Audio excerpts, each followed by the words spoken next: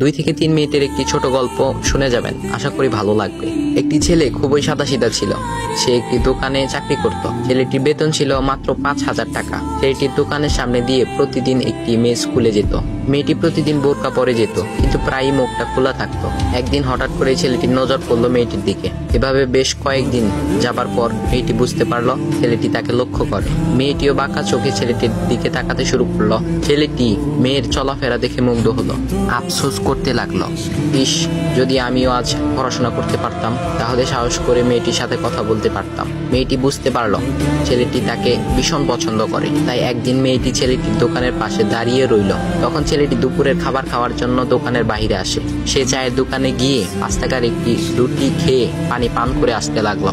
তখন মেয়েটি তার কাছে গেল। তুমি ভাত খেলে না, রুটি দিয়ে পেট ভরবে? তখন ছেলেটি মেয়েটিকে দেখে অবাক হয়ে গেল। তখন ছেলেটি বলল, আমি ভাত খেলে আমার মা, বাবা আর ছোট বোনকে কি খাওয়াবো? মেয়েটি শিক্ষিত, তাই অল্পতেই বুঝে গেল। সে হাত ধরে বলতে লাগলো, তাহলে তুমি যে আমাকে পছন্দ করো, আমাকে কি খাওয়াবে? তখন ছেলেটি বলল, আমি তো তোমাকে আপন করে পাওয়ার জন্য দেখি না, কারণ সে যোগ্যতা আমার নেই। তবে এটা সত্যি যে তোমাকে দেখলে আমার খুব ভালো লাগে, তাই দেখি।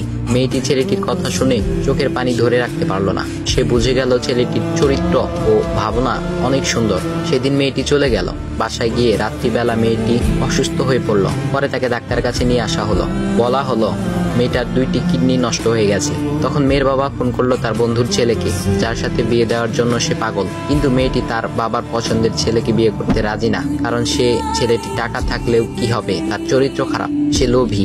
এদিকে মেয়েটির কোনো লোভ ছিল না। যাই হোক, হবু জামাই আসার পর তাকে সব খুলে বলল, তোমার থেকে একটি কিডনি খুলে আমার মেয়েকে দাও। তুমি তো বলছো আমার মেয়েকে তুমি অনেক ভালোবাসো, তাকে পেলে তুমি ভালো হয়ে যাবে, তাহলে আজ পরীক্ষা দাও। তখন ছেলেটি বলল, আমি আপনার রোগা মেয়েকে বিয়ে করতে পারবো না, আমার কি সুস্থ মেয়ের অভাব নাকি? এ বলে সে চলে গেল। বাবা তখন কেঁদে কেঁদে মেয়ের কাছে সব খুলে বলল।